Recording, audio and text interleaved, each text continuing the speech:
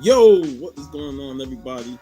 This your boy Sean, aka Puff Comics 83, and I'm back for another Friday movie talk with my main man, my partner in crime, Varangian Vigilante. What is good, bro? Oh yeah, it was a tough week, but yeah. Um, but now things are, of course, like some stuff never heals, when you lose a family member. But Yeah, my condolences, bro. oh, thank you. But as of course, like my grandma was 92 years old, so it's a really good. I mean, it's always too soon. It's always too soon, but. I was lucky that I had the last time visit a chance to really thank her for everything and to say goodbye. And it was expected. It still hit hard, but it was expected. Yeah, it's always tough losing a family member, and Yeah, she lived a long life, man. I mean, yeah. that, I can only hope to live that long. And also, she was still very vivid at the end. It was just it went like very fast, like which is good because also you don't want anybody to be in pain. yeah, Uh, the best way to go out is a peaceful way, yeah. and you know, God rest her soul.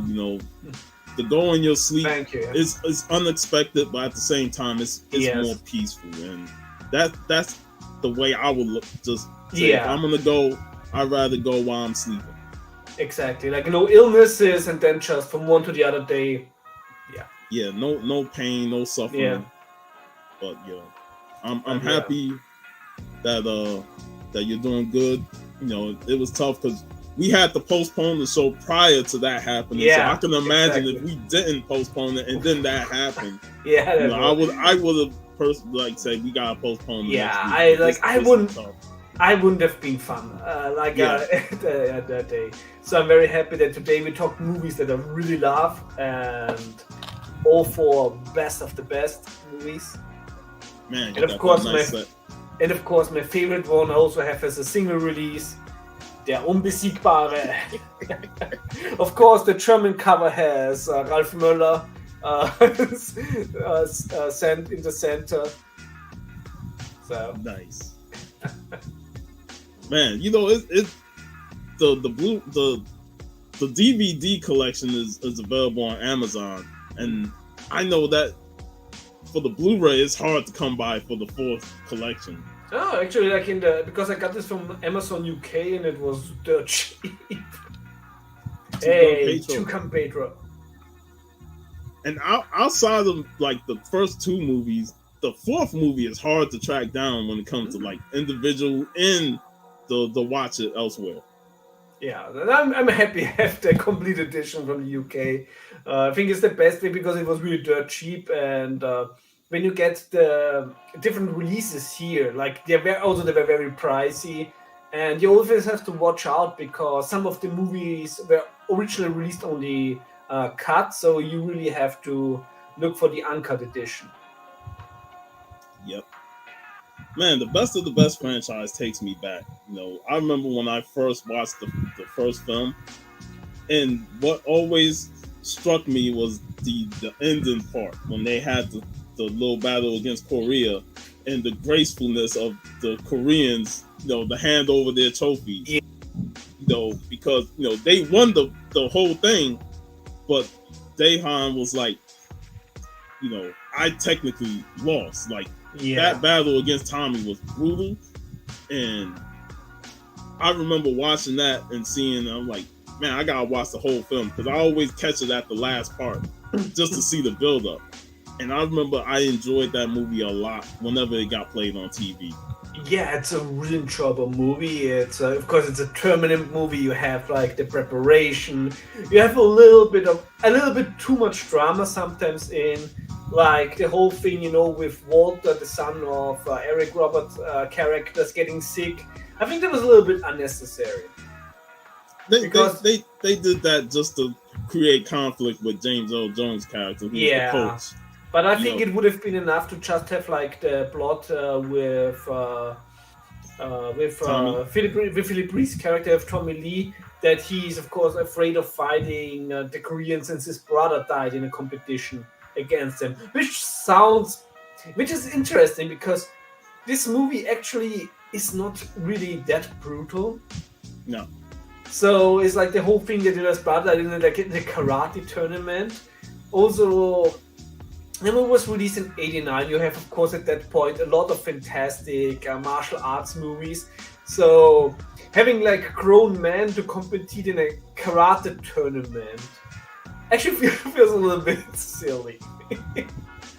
And you know, I kind of attribute to the lack of like real brutality to them not trying to exploit the whole need to do broken bones and like straight. That comes in a second.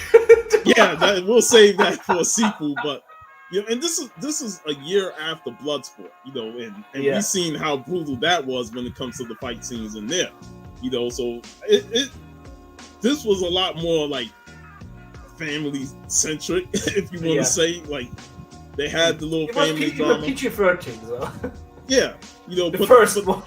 they definitely did a good job with, you know, introducing the characters and then building up to that whole situation with the Koreans. And I thought James Earl Jones was the best actor in the whole movie. I mean, it's James Earl Jones. I mean, to hear out of we need a 4K to hear out of James Earl Jones' mouth, if you're lucky, you get laid. Yeah, that bar scene is hilarious. Which is also so interesting because in the bar scene you have a fight with the guys and Kane Hodder. Yeah, Jason. And Kane Hodder is in the first 3 movies. He has quite a career. He's a bar drunk in the first one. He's a security guard in the second one. In the third one, he's a white supremacist. So that's a career. Like. Yeah, man. Thanks for joining, man. Thanks for joining. In general, the cast in all the movies is amazing. You have like so many characters. You see, like, hey, I know that from the guy from somewhere, and mostly it's from really awesome movies. One guy where I was really like, hey, I know that face from somewhere is Alex Creedy's son, you know, Eric Roberts' character, Walter. He's like, I know him from somewhere. Oh yeah, he was young Al Bundy in the episode with the library. You know, where I landed the book, the little engine that couldn't, he didn't give it back to the fat librarian. So it's like, yeah, that's young Al Bundy. I was trying to think of who he was. I rewatched Married with Children, man. I got to click boxing. Yeah. Oh man, it's one of the best series ever. Exactly. But yeah, like each movie, like there's always a couple of actors in there, like you know, like Sonny Lanham was in the second movie. The second one, yeah. And you know, he played the crazy drunk Indian and stuff. And I will say that the middle portion of the movie did slow the movie down. But, you know, he make up for it, you know, with his character and his training methods with them. Each movie has like a backstory on each of these characters. Yeah, and you're of course getting your montage scenes, and the soundtrack is amazing in all 4 movies. And it's really, you know, the training scenes are really nice, and the camaraderie, and of course, like you said, you know, there's like the sportsmanship at the end of the tournament. The only thing I was also a little bit like unsure about is to choose like South Korea like as the villains. Like South Korea is not a country that I would expect is like, okay, like these are the evil South Koreans. Hey, they could not get North Korea because North Korea like, we're already evil and we ain't want to be in your movie because we'll fuck y'all up. Literally. They couldn't get the licensing rights to North Korea. North Korea was like, they're going to be like Hulk Hogan. That don't work for me, brother. So, yeah, South Korea was like, yeah, we'll take it. We'll do it.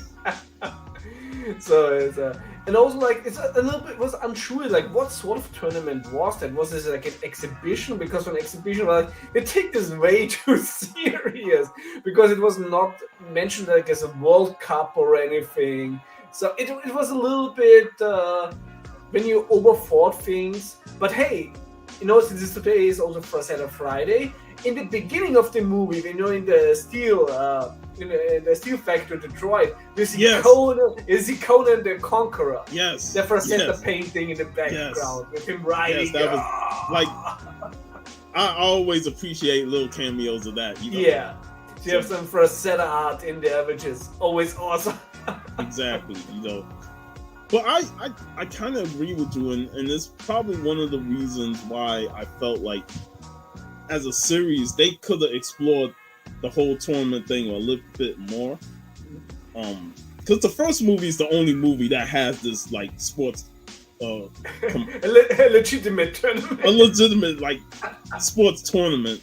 Where you gotta win all for points. It's not even about like you have to just completely beat your opponent selfless. No, you gotta get points while you battle your opponents. And then if it's a tie, you have to do the challenges, which I thought was actually quite well integrated. Like, if you don't complete the knockout or you're tied, you have to do these challenges. You gotta break some stones and do all this stuff. So I'm like, that's actually an interesting idea that it's like playing Street Fighter 2 all over again. Yeah, you gotta beat this car up or something. But yeah, they could have definitely fleshed it out a bit more. But it's a very wholesome movie. It's an entertaining movie. You can always watch it, and it also lifts your spirits, especially like the end is very wholesome, and also and you get the good connection because the antagonist is played by the real life brother of the protagonist. So, of course, you have Philip Ree as the protagonist, Tommy Lee, and his brother is, what is his name? Dae Han Park. Simon. Hey, Simon hey, Steven Spock. Thank you. We gotta give credit to Philip Ree. He's the producer. He's the screenwriter. He written the stories for majority of these films, and he directed the last two of the films. So this was his project, and I've said backstage, I'm like, he could have been a bigger, low budget action star. He should have been right there with those guys in the '90s, Exactly, Billy Blanks and Don the Dragon Wilson and stuff like that. He could have been right there with them doing action films. He would have also been a fantastic Liu Kang. Yeah. Like, I'm surprised they ain't look at him as, being, and so, like, he could have been better in a Street Fighter as a. That's true. Yeah, it's real. Like, he's just because he's a fantastic martial artist. Hey, Air Spider, fantastic martial artist, but also he has the charisma as an actor. Yeah.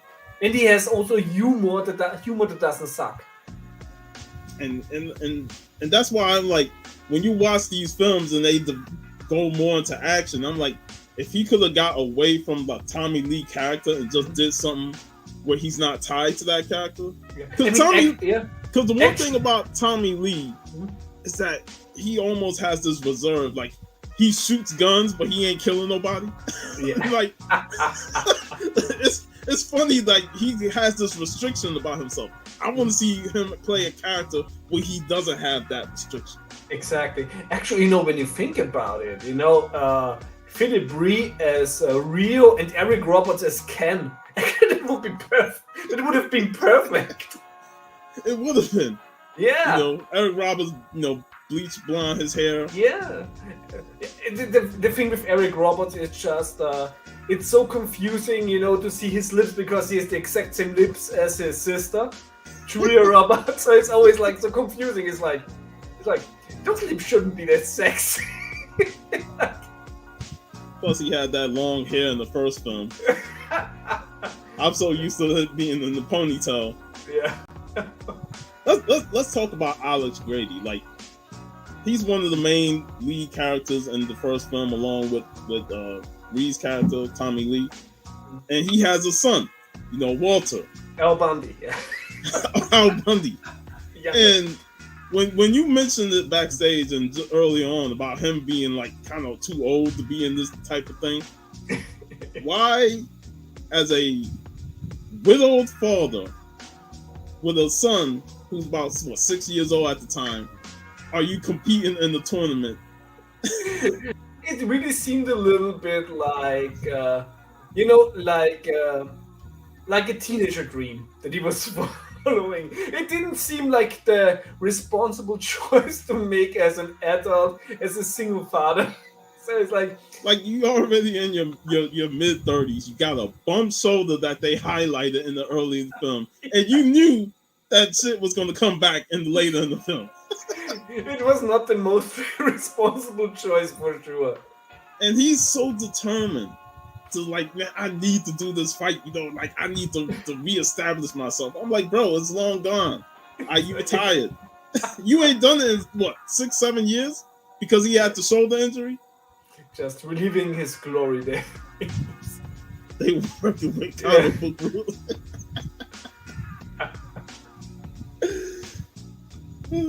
But you know, it's understandable, but at the same time, it's like, do it really make sense? But it doesn't need to make sense. That's the beautiful thing about it. Yeah.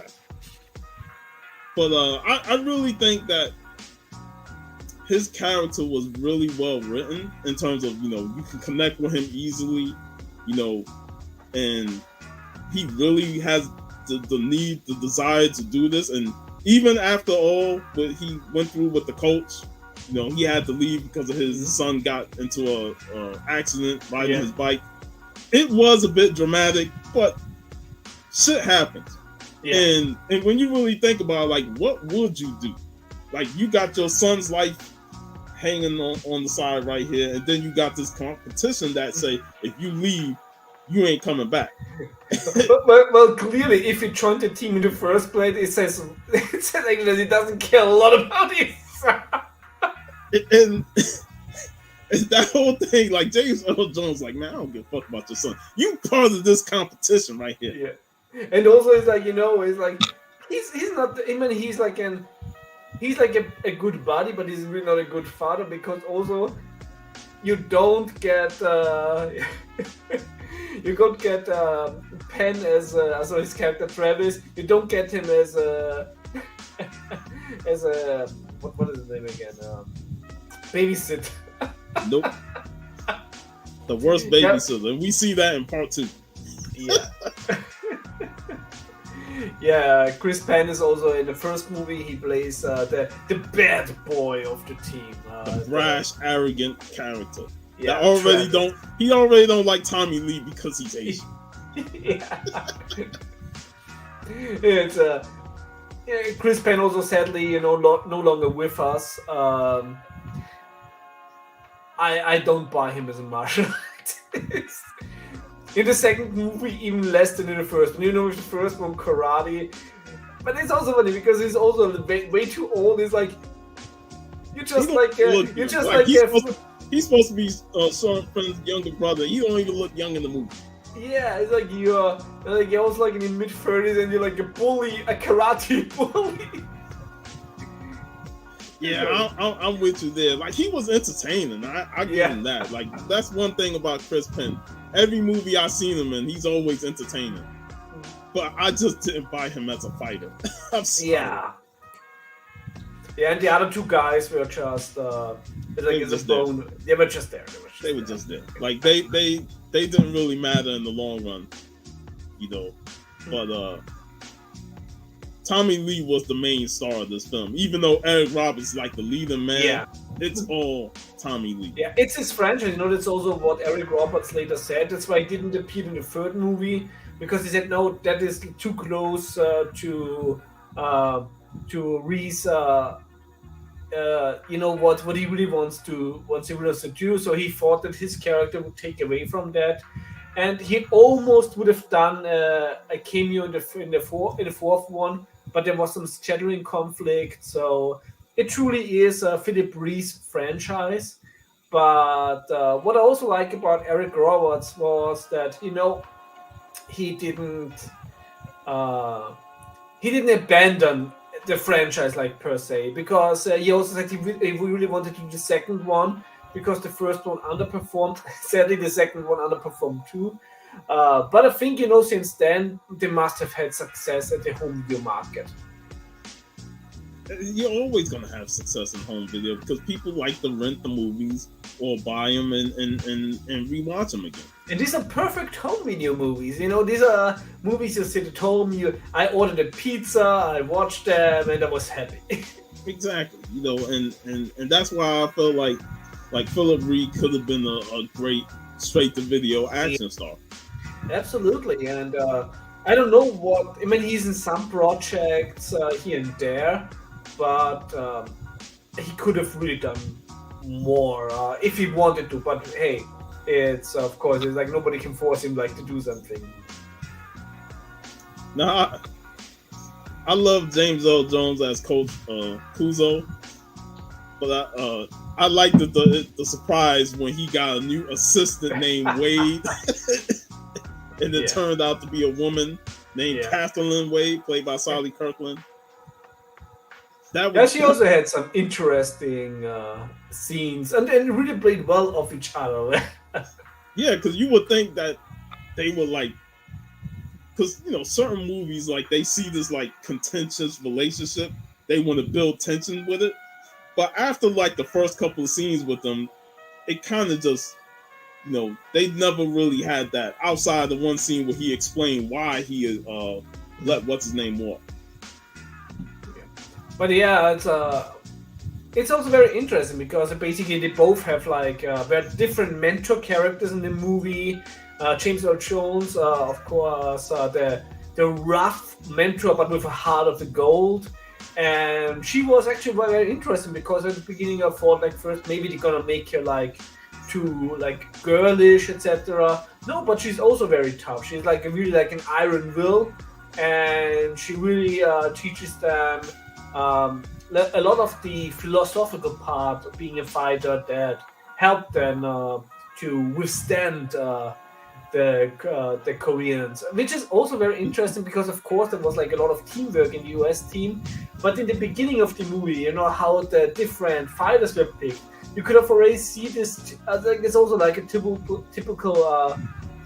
trope is that the enemies of the US are always like a collective, where usually like maybe somebody shines out, but the rest are very interchangeable. While of course the US is a team, but it's a team of individualists, which of course then also promotes the individualism of the US. And you will assume that Travis was the one that's going to be like that more individualized person because of his some reason he has a disdain for Tommy, and they have this little issues at the beginning portion of the film, but it's kind of get brushed to the side later on because they like we're not going to focus on this whole individualism. We're going to try and unite these guys. Yeah, 14. Hey, Brian. Look forward to it, man. Yeah, I really wish I could also be there in Florida. They all have tomorrow a fantastic day at MegaCon. Yeah, it's going to be madness, though. It's Saturday, so But yeah, the movie really do shine when it gives these character moments, and each character has, outside of maybe Travis and the other two guys, the coach, Kathleen Wade, Alex, and Tommy all got some backstory. And, I like how Tommy kind of ignores Alex when he talks about it. Do you got, family and stuff like that? And Tommy's like, nah, I don't want to talk about it. And he goes to sleep. Because he knows that he's in this tournament because his brother was a competitor. Yeah. And his brother, 5-6 years prior, like, was killed by one of the members of the Korean team, Daehan. And it's a lot of weight on his shoulders that he don't know whether or not he can compete in this and face his past brother's enemy. And I liked that. It gives some character background on Tommy.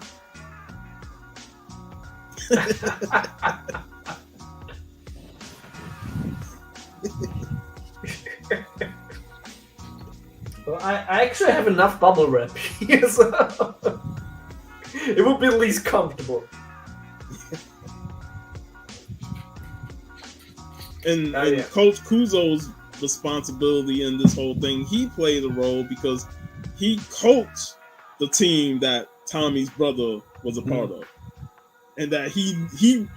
I like how Coach Kuzo really wanted Tommy to be this like killing machine. Like I need you to be strong enough to take a man's life. And then later in the movie, he realized his mistake on that.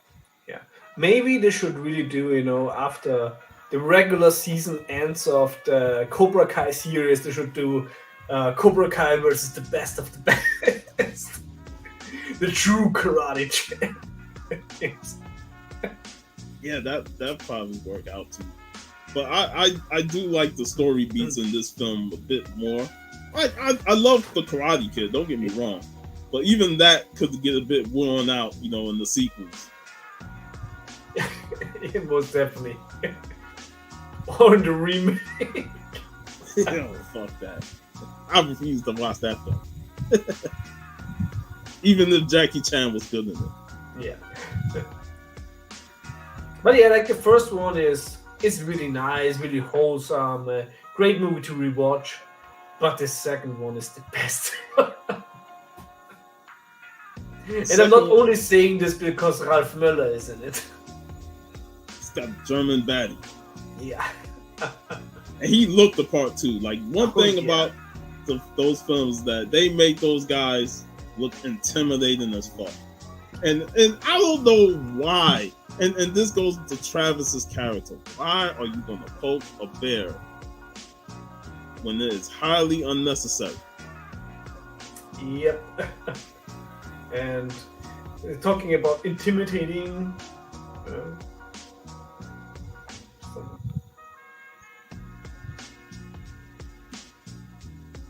Ain't no lie though. Travis had it coming, with how he acted in the first film. Like he did good in the second half of the first film, and I did like the competition of breaking the bricks with his opponent. But in the second film, he went back to being his old brash self, and come on, bro.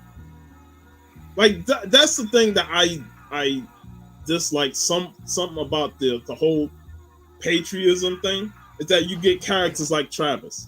And the thing is like. I look like a fucking hobbit next to Ralph Möller. Let me hold up. Like I look like a fucking hobbit next to Ralph Möller. So that's you? Yeah, that's me and Ralph Möller. Like when he visited the museum, and we had like a really nice talk. I hope you didn't scar him. No. That's awesome. He's a really nice guy. He's like a lot of fun. He's a fucking child. Like I never felt like I felt like this is a different breed. It's like a different species of human. Like he's just crazy tall. So it's like okay. I'm very happy that it was not Brackers that visited. Yeah. And he was like the main villain in the second movie. Like of all the movies, he was the best in terms of villainous. Because he ran this underground club and Travis was going there competing. And he thought, oh, this guy, when's the last time you fought? 5-6 years ago? Let me get a piece of you. Let me fight you right now. I'm like, don't poke the bear when you don't know nothing about what he can do. And Travis fucked around and found out. He also found out about the little extra rule that the rich patrons of this illegal fighting ring actually gonna vote then later if you live or you die. And to be honest, he didn't fought like he would deserve to live. Nope. And he paid. And the worst thing he did, worst babysitter ever. He's gonna bring Walter to the fight. Exactly, because Grady and Tommy Lee were like busy and like they couldn't find a babysitter, so they asked the good old friend Travis to babysit Walter. And he was like, "Hey, Walter, let's go. I'm fighting in this illegal." And Walter at first was like, "Nah, I can't bring you. I'm not gonna do it." But then, Walter was able to get himself in it, and Travis was like, "All right, come on with me." I'm like, "Yeah, it's not gonna end up being good." Yeah, And it's like if the 11-year-old is the more responsible person, then says a lot about Travis. And the fact that he was able to get away there, Walter was able to get away after witnessing Travis's death, and get back home and tell him. And the fact that the villains tried to set it up as an accident, like he crashed his car somewhere off on the river. Like these guys are really don't give two fucks about life. I mean, if you have seen like how many rich people sat there and were cheering on, they clearly had like their hand into politics and stuff to make like these things go away. And can't forget about the DJ of the whole thing, Wayne Newton. The second movie also had such a fantastic cast. You have even like Angel, David Boreanaz as a parking buddy. You see him twice in the movie. Yeah, the Meg Foster. She didn't even play a fucking villain. Exactly. So it's like don't trust her. And actually, she was nice in that movie. She was super nice. I'm like, I'm not used to seeing her super nice. Yeah. Like I'm used to her stabbing somebody in the back like she always do. I still get evil in. I still get mad when I watch They Live and she killed Keith David. Yeah. Or better yet, when she set up all the people in Leviathan to stay down there and die. Yeah. I'm like, so to see her play a nice character is like, I need her to be bad. But yeah, the cast in this film is amazing. Yeah. And the crazy thing about it, as you said, like, of course, he takes there, Walter runs away. Hey, K-pop junkie. This entire series is just awesome. And, the parents are so fucking irresponsible in the second one. My son just witnessed like the murder of a friend and he escaped the bad guys. They're clearly very well connected. Let's just get him alone. He can go alone with the bicycle to school and back. And come on! It's really, if the first movie showed that Alex Grady actually is a bad father, the second underlined it. Yeah, because Tommy wasn't no better in the last film. Even though he had Paul Gleason to cover for him, I'm like, Paul Gleason, man, come on. He would have put her in detention after. Let's just say, I laugh all for movies. Nobody wins a Father of the Year award. No. And the good father was murdered at the beginning of the third movie. Yeah. So. And but actually the fourth one, even though they're villains, the brothership is really good between the Slavas. Yeah. But yeah, the second one is just the most martial arts one of those.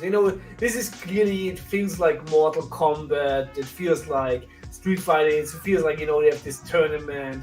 And it really gets bloody. It's like, the first one, PG-13, and then you watch the second one. Things clearly escalating. Body limbs get broken. And it's like, a little bit with the fighting, it's weird. Because that guy, the Stefanos Miltsakis, like the guy who plays Stavros, the wrestler, is like, he's not a wrestler. Like, he doesn't even try to go to get the opponent to the ground. No wonder he got his ass kicked. The funny thing is, like, his character Stavros, the same actor plays another guy called Stavros in the 2003 Daredevil. Man, that boxer, you talk about somebody getting his ass. That boxer. Yeah, I mean, come on. It's like, who's gonna win? The boxer or the martial artist? In a fight where there are no rules, which doesn't really favor the boxer. None. It's like a no-brainer. Of course the boxer gets. Bro, that dude got his leg destroyed. Yeah. It was a wrap right there. And also, like, he had a little bit nice callback to also Once Upon a Time in China. with the hair, Hmm. the fight, That was the that fights was are a great amazing. fight. Yeah, the fights in general are amazing. Not always, like the wrestlers, like he doesn't really wrestle. So, but yeah, the other fights, and It, I also love to fight with Bracos. With the sticks, you have like really, you can feel the metal. It hurts. It's a very great sound mixing. yeah, it's like they mixed it up with the whole fight with Baracus. He's like, yeah, we can throw down, but then we got this section where now we got to get the bow staff sticks, Yeah, and that was something that Sonny Lunham's character was trying to train him. Like, yeah, you got to use these sticks. yeah. And he had a little backstory, because he was a fucking drunk. His first scene in the film. Even sometimes you really wonder because Sonny Lantham, rest in peace, love you, like fucking crazy motherfucker. He is. Yeah, he's like he's not really acting. He is that crazy. Like the fact that he was a mayor of an American town. Hey, people liked him enough to Yeah. vote for him. Yeah, sick soundtrack, K-pop junkie. In general, like all four movies have amazing soundtracks. Yep. But yeah, Sonny Langham's character was really entertaining in that middle portion. And we talked about this backstage. Like Tommy Lee gets around. This man got a Native American family. I'm like, bro, you trying to mix in with all the type of races, man. Yeah. I'm like, I need some backstory on this. Yeah. Like, how you Almost- got them as a family It's too? always like, Tommy Lee, what is your origin? Yes. Hey, his ethnicity is everything. It incapacitates everything. Yeah, you can trace him back to the Sumerian. I'm like, yo, this is out of nowhere. I'm like, I need some backstory on how this Native American family is his family. With the second movie, maybe he was even like a relative, a descendant of General Lee. Who knows? Could have been. But I'm like, they keep introducing things, and I'm like, where'd this come from, man?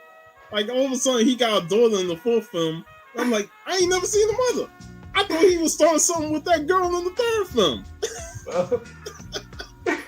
Oh man, it's like they keep adding stuff in it, but Yeah. we, As we you know, don't like, even think of that. as you We know, don't it's even think of that. yeah, it's not cheating. It's if it's a different postal code. Yeah, we get super racist with neo Nazis and all that stuff.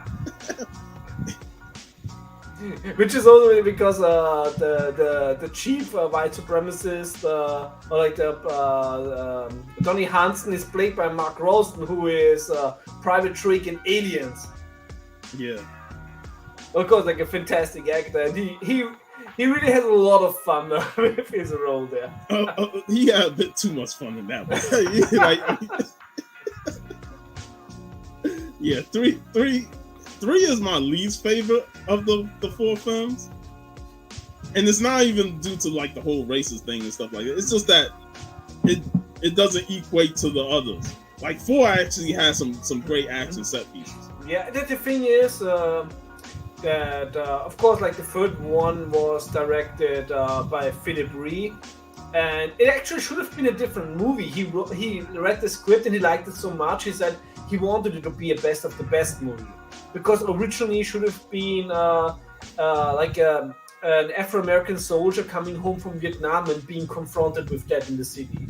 So actually not that far away from. I forgot the US name of the movie with The Rock. Walking Tall. Walking Tall, exactly. Walking Walking Tall, yeah. So actually, like very similar to Walking Tall. Which in itself is a remake from the old days, Yeah. But hey, there's Walking Tall 2 with Kevin Sorbo. Oh. But yeah, like back to the second one. One of the things that I did like is when they finally did go and encounter the whole Baracus and his underground circuit, and Baracus gets that scar on his face from Tommy, and that scar signaled that I gotta get this motherfucker. Nobody scars my beautiful face. Like, this man was like untouchable. Nobody scarred him. Nobody messed with him. Yeah. And then he got that one scar. I also love how they really sold his strength. You know, when they had the first fight where he got scarred and he also like kicked and he immediately kicked out a stone out of the pillar. It's like, yeah. Yeah, it's like.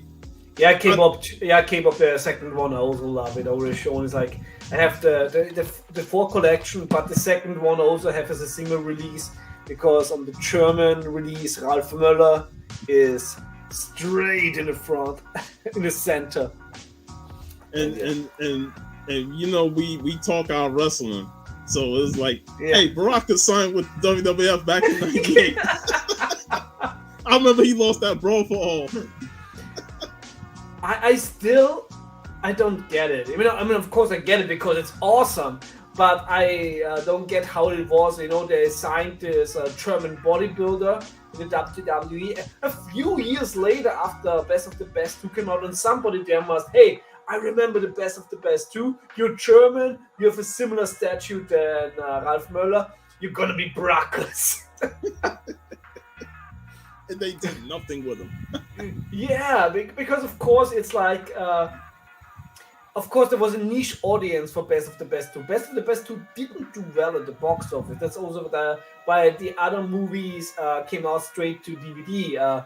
Of course, we love it, but from the mainstream audience of WWF back in the day, who remembered Best of the Best 2? Hey, he didn't have Hulk Hogan to play against because Hulk Hogan always liked to defeat those foreign heels. Yeah. Like America, brother. It's like as a German, you know, German heels. It's a classic. So you know, but yeah, every time I see Best of Best 2, I think of Baracus from WWF. They're like similar look, similar build. But yeah, Best of the Best 2 is definitely the second best film. I could even argue, and you probably say that it's the best the best. Yeah, you know, because as much as I like part 1, part 2 is just as equally as fun, even more better in terms of action. Yeah. And it's more brutal. You have an underground fight. Actually, I like the second one the best, and I like the fourth one. Then actually like the second one, and the third one, and then the first one. See, I can't put the third one over. I can't even put the last 2 over the first for me because, as much as I enjoy them, there was bad scenes in those films. And I'll bring up the fourth movie. Is your man, the Danish actor, the strong man, Sven-Ole Thorsen. Sven-Ole Thorsen. What the fuck went through his mind when he got off the helicopter just to get into the truck? Be the backseat driver. And I'm like, bro, normally you just stay in the helicopter and ambush him right there out when he come out. In his defense, he's not used to be so long alive in a movie. Usually he gets killed earlier in a movie, Sven, but But I was like, I actually want to see him because he has that henchman status. They should have had him and Tom fight. Yeah, he's the classic henchman, you know. You know, when you think back to Raw Deal, then Running Man, etc. You know, he was also one of the original henchmen of Tools of Doom, Torgrim. I want to see them fight, you know, and we didn't even get to see that. Instead, he gets in the truck and do the stupidest shit I've ever seen. Like, bro, why are you gonna put your own men at risk driving the truck straight in the tunnel? And then we get to see the most asinine stunt I've ever seen. I thought Best of the Best 3, the stunt where he was on the motorcycle and he pulled that off, and then all of a sudden he's on the side and the car hit the motorcycle. I'm like, that's some shoddy ass editing. But Best of the Best 4 topped at that. How the fuck you slide underneath the truck sideways and not get decapitated? Well, if you can do that, you can also throw a bomb on a plane that already lifts up. Easy. That was about as egregious as Beck's shot in Leviathan. Yo, jump shot. Yeah. But these movies give me an interesting idea for an article I'm gonna write in the future. Where I'm gonna write about movies in which Sven-Ole Thors and Ralph Möller actually are part of the world. Since even they're not in the same movie, but they're in the same world, your characters. And there's also other movies where they're like in the same world, so it's gonna be fun. We have to talk the Bad Pack in the future. That's a fantastic movie. And you know what clip I saw on Instagram? I think it was Pete Rock that posted it, man. Fucking Lou Ferrigno fighting the bear as Hercules. In Hercules. Yeah. Oh, we also have to talk about the Hercules movies. Oh man. But yeah, like best of the best 3 and 4 is like I like 4 more, and the only reason I like 4 more is even though he plays an asshole in the first half, it's got Ernie fucking Hudson. Ernie Hudson is basically the god of acting. And even if he plays an asshole, he still delivers. He's still Ernie Hudson. He still has the swag. He still has the voice. He still has the presence. He's just awesome. In general, the 4th movie is so awesomely cast. You have Tobin Bell, from the Saw movies as the villain, and he, when you watch the whole movie, if I could work for like an evil crime lord, an evil boss, and like a real bad guy, work for him. Like he doesn't kill like his henchmen when they fuck up once. He gives them like a speech, but also he encourages them to do better.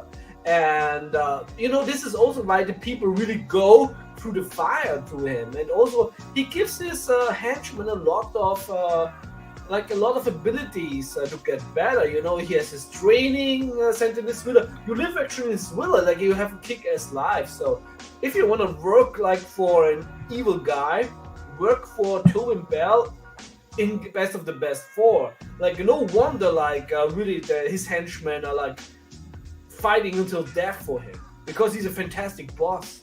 Hey, they came back to him. They couldn't get the girl or the disc, and he shot off one of the statues, and they got on their knees like they were going to his like atone for our mistake. And I'm like, but since you already talked wrestling, do you know what is the wrestling connection between Best of the Best 4 and Elf Wrestling? What's the wrestling connection? Jill Riches in it. She plays Mickey, the girl who gets the cassette and gives it to Tommy Lee, and she played Brittany in Ready to Rumble. I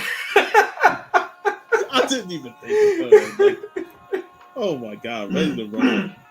There's also a movie we have to talk about in the future. The death knell of WCW, David Arquette of all people. Yeah. As being an old WCW guy, that movie hurts so much. It hurts because it's like we know that WCW is done after that. Yeah. And this is one of the movies that I watch and I feel I'm getting dumber by watching it. Hey, those are the type of movies that take your brain out and you just enjoy it for what it is. Yeah. There's a lot of movies like that. Yeah, it's the prequel to Idiocracy, like. But yeah, best of the Best 4. Like Ernie Hudson is great in it. I wish we kind of seen him more, but again, it's a Philip Reeves movie, and he's the star. Yeah. And the one thing about the 3rd and 4th movie, he always gets put in these situations that just comes out of nowhere, and now he's got to get out of it. Yeah. I mean, at least the 3rd movie, he's got a sister that just came out of nowhere. Like, bro, you had a brother that died. Now the 3rd movie, we get introduced to your sister. Like, bro, your family is huge, man. I don't know, man, because Tommy Lee always have something added to his character in each film. Yeah. The 5th movie would have been Best of the Best 5 in space, and the family connection would have been not a family connection, but his roommate probably being Bill Pullman from Spaceballs. Shoot, you might have an alien that's a sibling. Yeah.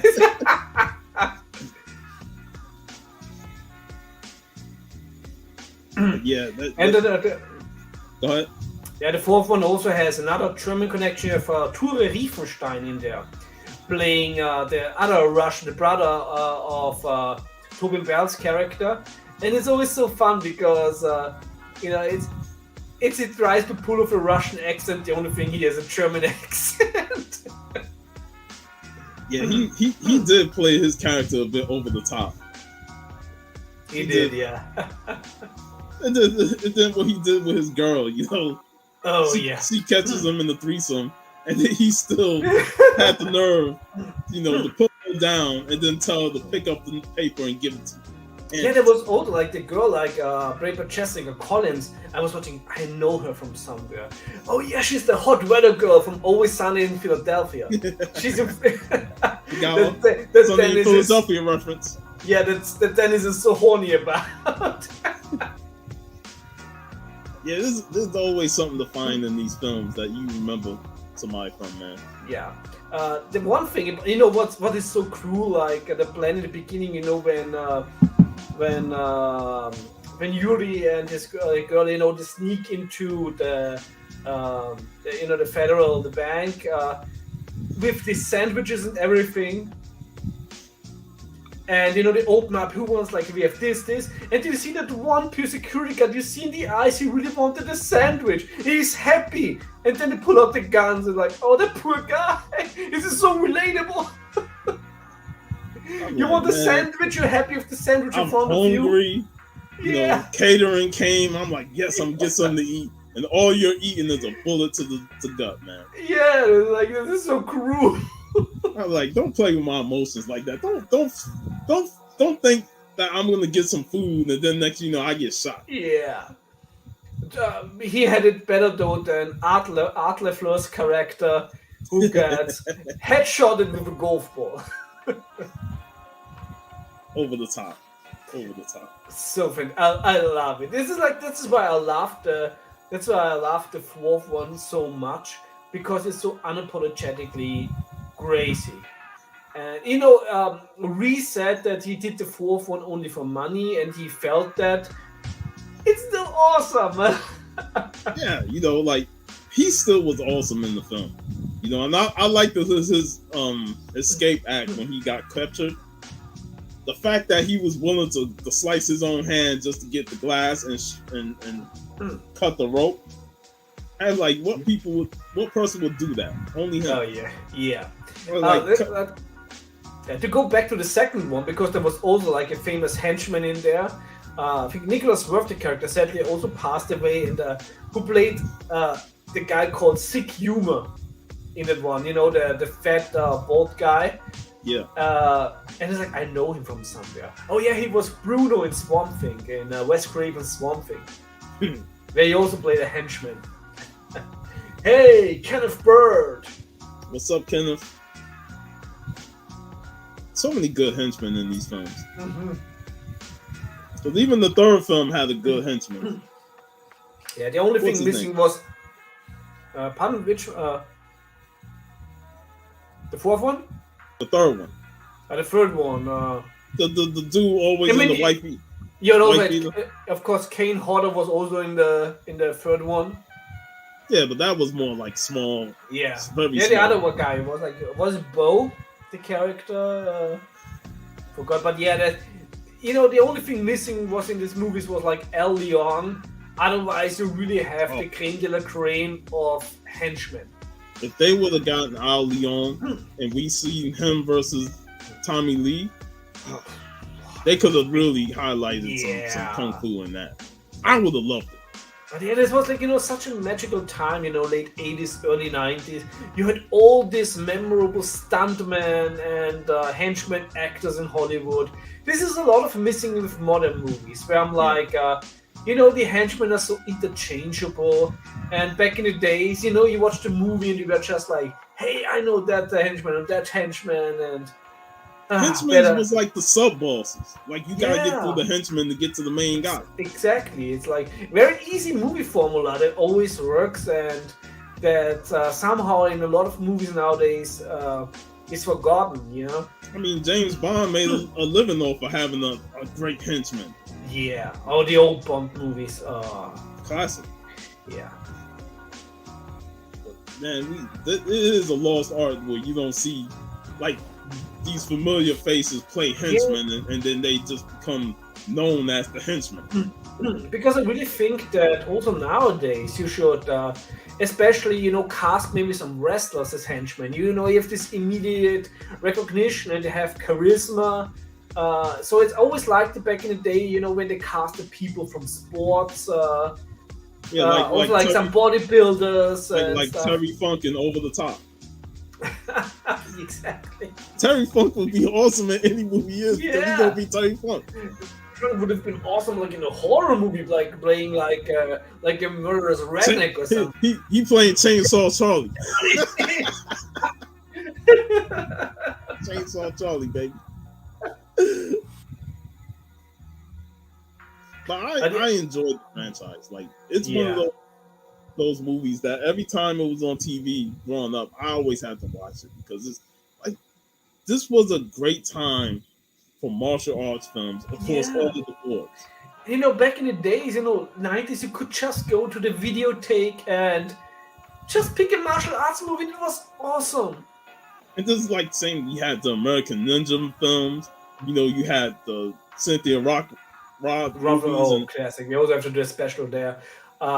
Which is actually funny because the first Best of the Best was marketed as Karate Tiger 4 in Germany.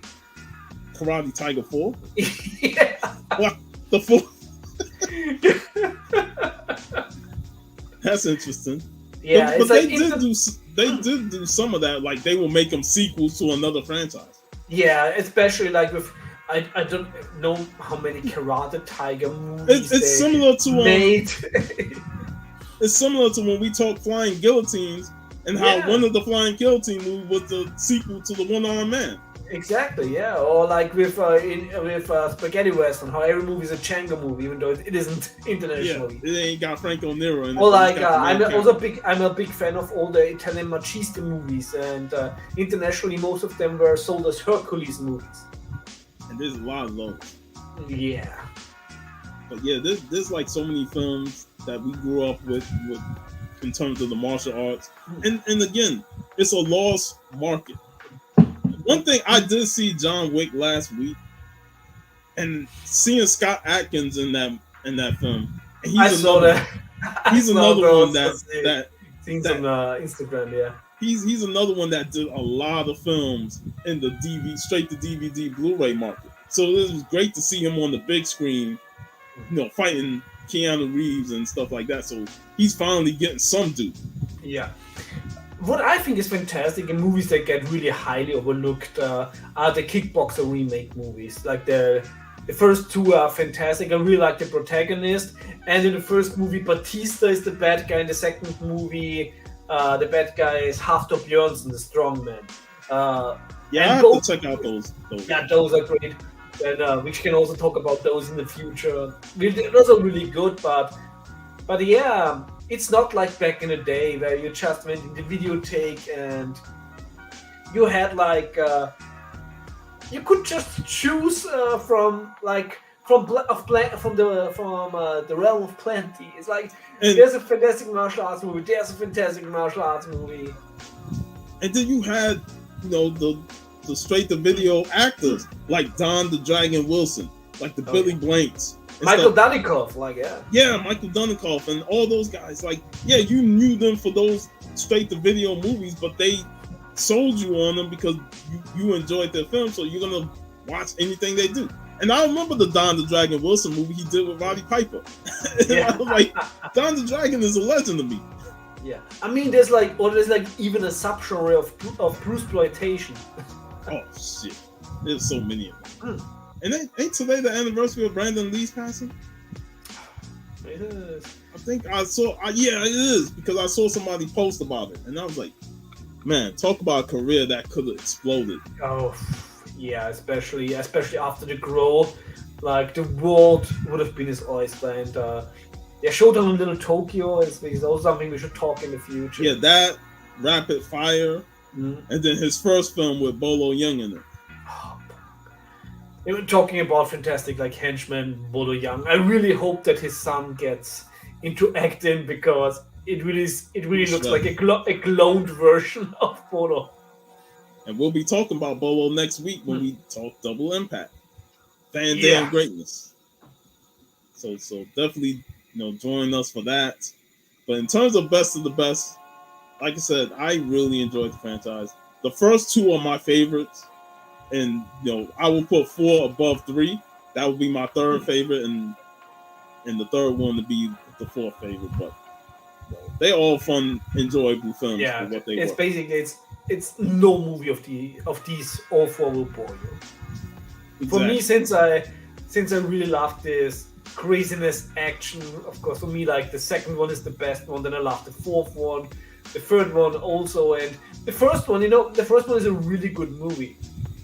But I just appreciate the others more because they're crazy. It's like the few times I heard somebody say they like the first one the least out of all the sequels. When the sequels, most people say, "Oh, the sequels are trash. Just stick with the first one" and stuff like that. But it's always great to have different opinions. Yeah, one man's trash is another man's treasure. So. Exactly.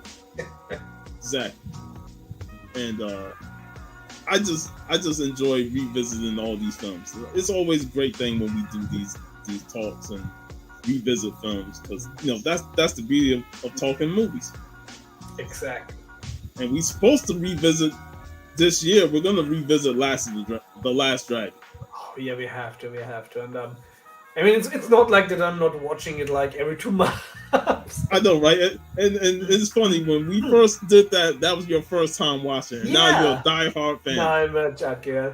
It was also so great when I was just randomly like in a vinyl store in Graz and I found the soundtrack. Yeah, next thing you know, you'll come on with the Shonuff wig and the Shonuff outfit. Who's the master? When I say who's the master, I'm gonna get cancelled. Even though I have a Master's of Arts degree, so yeah, just so that. Yeah. Who's the master of the arts degree? No, not that kind of mess. Hey, no problem, Two Gun Man. This is what we do, man. Like we always like revisit movies from the past and just have a blast talking about it. Yeah, it's not only fun watching them; it's also really fun talking about them. And this is like how the whole thing started, where we just had fun talking movies, and then we're like, hey, actually, we can also do this like on a show. and hopefully, we can get those videos, republished again. Yeah. I would love, from people who haven't seen our old videos to watch them again. And see the classics. Yeah, see the classics. How we started and where we at now. Exactly, which is actually a fun thing because I think we had clearly more effort in the beginning, and now we're just having fun. Yeah, like we have our pattern down pat, so we're good to go. We know what we're gonna talk about and how we're gonna explain it, and we're not filtered. We don't need to be filtered at all. We're just gonna be ourselves and not give a damn about the YouTube algorithm and how many views we need and stuff like that. Like right now it's 4 people watching. I think the max we had was 7. Yeah. But whoever watches us on the replay, man, we appreciate that, and we appreciate the people who showed up in the chat today. K-pop, awesome, great having you here. Kenneth Bird, Two Gun Pedro, Air Spider showed up earlier. Definitely check out the other 2 and give us your opinion on them. We would love to hear that. Who else? Bronze Ace Byron, who I will be hanging out with tomorrow and Sunday, and Steven Spot. Thanks for stopping by, y'all. We appreciate y'all, and next week join us. We'll be talking some Van Damme greatness. Yeah. Do you have anything? Are you hunting anything tomorrow at the con, or?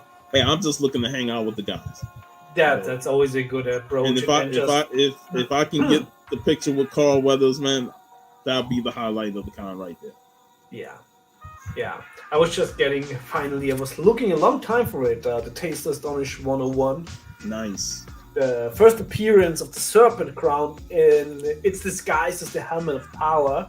So, and I got it. I ordered it from friends, and I got it, I think, for €25, which is fantastic.